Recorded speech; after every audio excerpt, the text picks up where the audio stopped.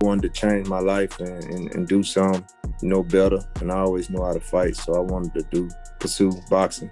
I'm dropping down to light heavyweight on my next fight. Two girls, Katie and Sham, and we're back again. And we're pleased to announce DEON Nicholson, cruiserweight boxer, with an amazing record of 14 wins. DEON, welcome to Boxing and Bantz. Thank you for having me on. So DEON, just tell us a bit about how you started your boxing career and where did it all come from? I started boxing while I was incarcerated in prison, and I picked up on boxing, and that's where I started from, and I got out of prison and wanted to change my life and do something better, and I always knew how to fight, so I wanted to pursue boxing. So I got out and I pursued it, and I just took off. Just talk to me. A couple of years ago, we saw an interview, and you spoke about going down, possibly back to light heavyweight, because you're at cruiser at the moment. Yeah.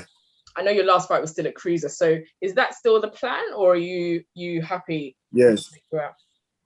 Yeah, I'm dropping down to light heavyweight on my next fight. So I'll be fighting at light heavyweight. Yep. Okay. So you're currently ranked number 11 with the WBA. Who are some of the names you're going after next? I'm looking forward to just getting get my feet wet, fight. And then after that, I'm looking forward to fighting anybody in the top 10 or anybody that's ranked. Mm-hmm. Okay, cool. Any UK boxers? Because I know there are a couple of names that light heavy in the UK at the moment. So. Oh yeah, I love Anthony Yard. What's the other guy? He's upcoming guy. I forgot his name. Joshua Boatsi. Bootsy. Boatsi, yeah. Boatsi. Yeah. I love a fight with him. I love a fight with any of them guys like that. Any of them top guys from the UK. Yeah.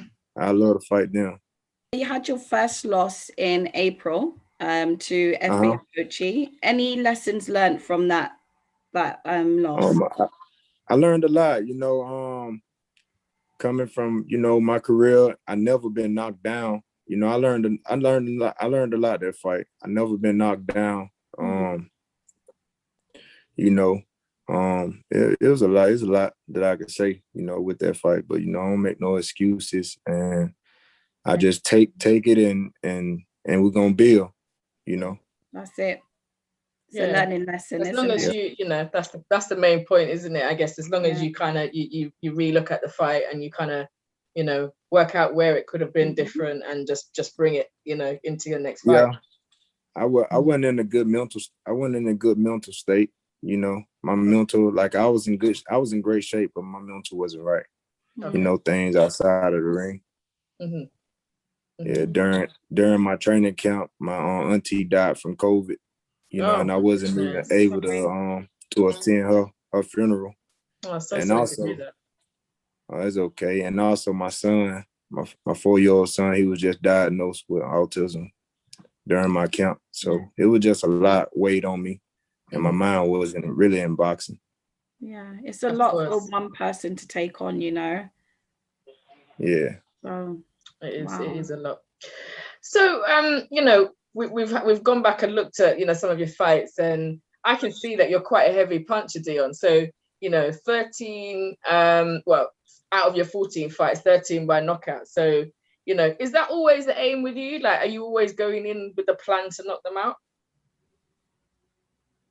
No, I actually can box. I always want the knockout. People, they want to see knockouts. So, but I never just go in there thinking that I'm going to knock a person out. I'm gonna figure them out, and if the time comes, I'm gonna pursue it. Mm-hmm. Yeah. So it just seems to happen then. Yeah. So it seems like you're good friends with Deontay Wilder. How did you two meet? How did that come about? I actually when I was in incarcerated in prison, I really didn't know Deontay. You know, I was incarcerated in prison. You know, boxing ain't really big here in the state of Alabama. You know, especially Tuscaloosa is more football. But I used to read like articles and stuff about him, and it was just, you know, it was motivation, you know, for me to start my journey, you know. Yeah. But I came over to the gym and I met him at the boxing gym. Oh, wow. Okay. So obviously, you know, the whole arbitration case with him and Fury. How do you see that fight going, the trilogy? I see Deontay knocking him out. I see Deontay knocking him out. You know, I see him stopping him probably, you know, within 5 rounds. I think he's going to stop. 5. Okay. Okay. It's an interesting one. That's an interesting one. Midway. Yeah. I think it's going to be an early stoppage. It just takes one punch, changes the whole game. So anything goes. That's it. Yep.